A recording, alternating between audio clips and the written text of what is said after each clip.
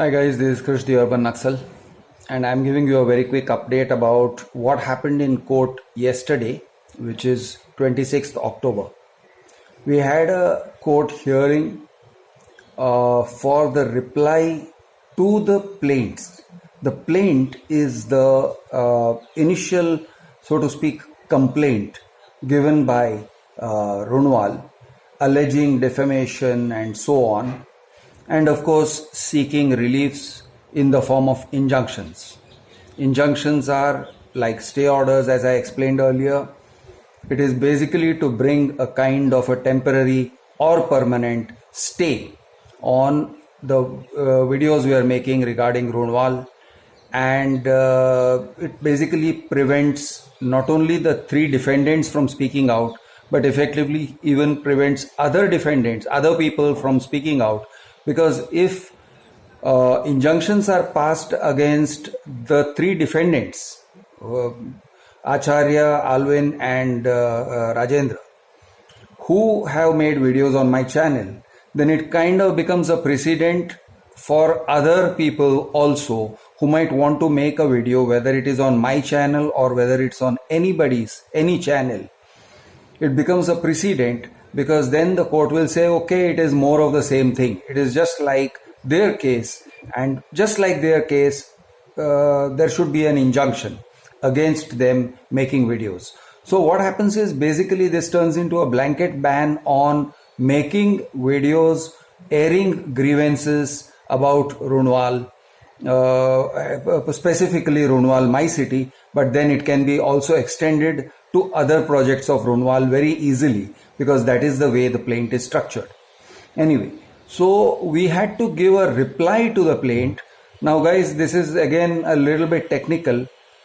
Making an objection to the plaint itself, or asking for the injunctions not to be given, not to be granted to Runwal, is not the same thing as giving a para by para reply to the plaint. I have not yet given a para by para reply to the plaint. I am going to explain why in precisely a few minutes. The other three defendants, Rajendra, Acharya and Alvin, they have been accused of various kinds of things, such as conspiring with me to make videos to defame Runwal in order to get their money back, and so on and so forth. So while they have not specifically accused or alleged extortion by these people, they are implying that they are using my videos as a way of extorting the money from Runwal. Now, extortion means basically trying to force someone by unlawful means to give money to them. Keep in mind that they are basically fighting for their own money. Rajendra has received his money already. He has received the complete amount. So Runwal's basic grievance with him is that I have uploaded his videos again after taking them down in order to receive his money. So he got his money back, and then I said, okay, now I'm going to re-upload the videos. And so they have gone and filed a case against Rajendra for what is basically my action, my decision. Coming to Acharya and Alvin, they are fighting for their money, which exceeds about 10 lakhs totally, and they are fighting for their own money. They are making these videos for their own money, and it does not amount to defamation, and injunctions should not be granted to Runwal or in favor of Runwal against those videos.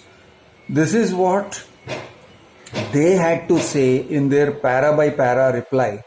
But of course, there are many points, and each and every point had to be answered in a specific way. Some points are very factual. Horizon Properties is a large building company and all this kind of thing. Yes, we admit that. And then there are some things where direct accusations are cast upon them and they have to be denied. and so on and so forth. It is a tedious exercise, although sum and substance of it is very small, very tiny. The sum and substance of it is, boss, we are fighting for our own money. There is no defamation. Whatever we have said is based on the facts of the matter. Runwal has unlawfully taken our money based on the application amount, and we have based on the application form, terms and conditions. Runwal has basically confiscated our money. He has taken away our money, deprived us of our life savings. In the case of Acharya, 6.77 lakhs. In the case of Alvin, 4.4 lakhs. Now, they are basically saying we have been deprived. We have been entirely deprived. The money has been confiscated. Let us be very clear. Let us stop using the word forfeit, because forfeit is supposedly, it sounds legal. If you say money was confiscated, now you start getting the real sense of what is going on. So it is not forfeit, it is confiscated. Their money was confiscated. So we started using that word in their reply to the plaint. Each of the three had to give a reply to the plaint. Rajendra's reply was something like this. See, Runwal has basically refunded my entire amount, and they have done so in response to 3 videos, 1 show cause notice and 1 complaint to the police. Now, the fact that they refunded my amount, that is Rajendra's amount, of around 4.8 lakhs, including stamp duty and registration, basically amounts to an admission of wrongdoing from the side of Runwal. It amounts to an admission that whatever they had done by confiscating his amount, by taking away his amount, was wrong. It was unlawful. It amounts to a confession, an admission. And this is what we said in Rajendra's reply. Now, these 3 guys had been present in the first couple of hearings, and all 3 were present, and the judge could have asked them questions directly but chose not to, because, the court proceedings have to be conducted in a certain way. It is very rule bound, it is very procedural, and they are going by the book. So I understand it is very confusing to a common litigant, but that's the way it is. Yesterday also, the judge could have interrogated these three defendants. He could have asked them, he could have called them to the witness stand and asked them what exactly had happened. How exactly did they lose money to Runwal? Why exactly did they make the video? All these things could have been done. However, for many reasons, including some reasons which I think are just plain procedural, the judge chose not to interact with these 3 defendants, and he merely took their 3 written statements on record. And based on that, he is going to take a call. Our next date is December 7th. I am not very clear about what happens on December 7th, but I am perfectly clear that whatever we had to do, or most of what we have had to do in terms of the requirements of writing replies and so on, we have done it. We are pretty much in the clear as far as our compliance and our need to defend ourselves is concerned. We have done what we need to do. It is strenuous work, and guys, I just want to give this as an overview. To defend a civil case when it comes up is strenuous. It is strenuous because a lot of work goes into drafting the replies. People have to struggle to understand. The common man does not understand various kinds of replies that are needed to be filed. It is not as simple as saying to the judge, see, look at the merits of the case. They have taken away my money and now they are saying that it is defamation because I am shouting and raising a public outcry for my money. This is the heart of the matter. But if it becomes a civil case, it's a lot more procedural. And I don't think it is just malafide. I'm not even alleging that it is malafide, it is bad on the part of the judiciary to do what they do. But I'm making an observation that the judiciary and the judicial proceedings are extremely difficult for the common man to understand, even if he is literate. Take my example. I have been through so many defamation cases. I know the drill. I have most of the cases I have appeared in person. I have defended myself. I have done a lot of paperwork on my own, or rather I have done a lot of paperwork with the guidance of advocates who are my friends and who charge very moderate amounts, very moderate fees, if at all. In spite of that, I am a bit lost when it comes to what exactly is required at a specific point of time. What is the kind of reply you have to file? And the judge also sometimes throws googlies at you. Now, this is the part where I think, I wonder whether judges in general are being fair with the public. They will throw a googly at you. It has happened to me. It has happened to, yesterday it happened to our defendants also. Are you giving a reply to the plaint or to the notice of motion? It throws you for a toss. You don't know the meaning. What is a plaint? Are you objecting to the chamber summons or are you replying to the chamber summons? This kind of very technical sounding questions are thrown at the defendant, and the judge will often ask you this without any expressions. He will ask you this with a poker face. He will not explain. Ordinary defendants get scared. They feel like they are in front of the teacher and they have not studied for their exams. They feel guilty. They feel guilty for not knowing the answer. The point, my friends, is it is extremely professional. It is extremely technical. So, people are forced to engage lawyers because of these technical requirements. Even in a civil case, it is extremely technical. There are so many CPC sections which are invoked. And reading the CPC is not as simple as, say, reading the IPC. Indian Penal Code is sort of an easy, straightforward document. You can read it. Any man can read Indian Penal Code. Try reading Civil Procedure Code and you will get some kind of a stroke.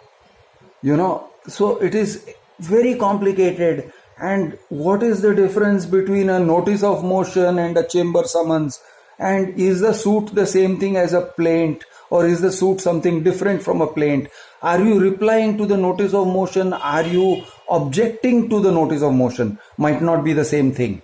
Are you replying to the chamber summons? Are you objecting to the chamber summons? Might not be the same thing. The chamber summons is going to add to the... I can go on and on with this kind of thing. It sounds very complicated. I am kind of acting as an interpreter between the three co-defendants of mine and my friend Advocate Sushant Walimbe, and I am doing much of the drafting, and the drafting is then being overseen and corrected and checked by Sushant and his colleagues Abhinav and Yogesh. They are kind of giving shape to it because there is a lot of procedural stuff that goes into it, and then it has to be notarized and all this. So they are facilitating all that so that we can do all that on time. But without that collaboration, without such a friendly advocate who is available for not only consultation but puts his team at my disposal, and without the infrastructure that is available to me, because I am able to work on replies on their office laptops and then get printouts and do everything very quickly in the same area, so that everything gets done and we show up in court at the precise moment when we are supposed to show up in court.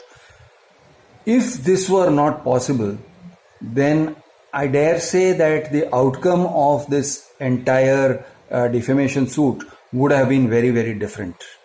We could easily have lost it. An injunction could very easily have been passed against us if we were not able to appear competently with all the documents that are required to be filed, with all the court papers and replies and objections that have to be filed. It would not have been possible, boss. So I'm saying this also because I want to make the judges aware and the legal community aware that there is something that the judiciary should introspect about, which is, isn't there a way of simplifying all this? Isn't there a way of cutting away all the technicalities and coming to the heart of the matter, probably saving the time of litigants and the court itself, and would take up a lot less of the judiciary's time? I feel that the trees of these civil suits have too many branches, too many notices of motions and chamber summons and all kinds of things, all kind of frills and trims and luxuries, which I think if they were removed would probably make more sense to the common man, enable the common man to fight these over-endowed companies, corporations a lot better. Anyway, so we are waiting now for our date on December 7th. As I said, I am not very clear what exactly is going to happen, but I am going to check up on the website of the City Civil Court, Horizon Properties versus Krishnaraj Rao, and we are going to soon get more of a sense of what is happening. And in the meanwhile, since we have got about 40 days from today till December 7th, I am going to take you through the papers. Some of it may be boring, some of it may be interesting to you. I am going to take you through the papers filed by Horizon Properties and the replies, etc. filed by us. And I am going to explain and try to make you understand the components that go into filing a civil case and defending a civil case. I am your friend, Krish the Urban Naxal. Jai Maharashtra, Jai Hind, Jai Jawan, Jai Kisan.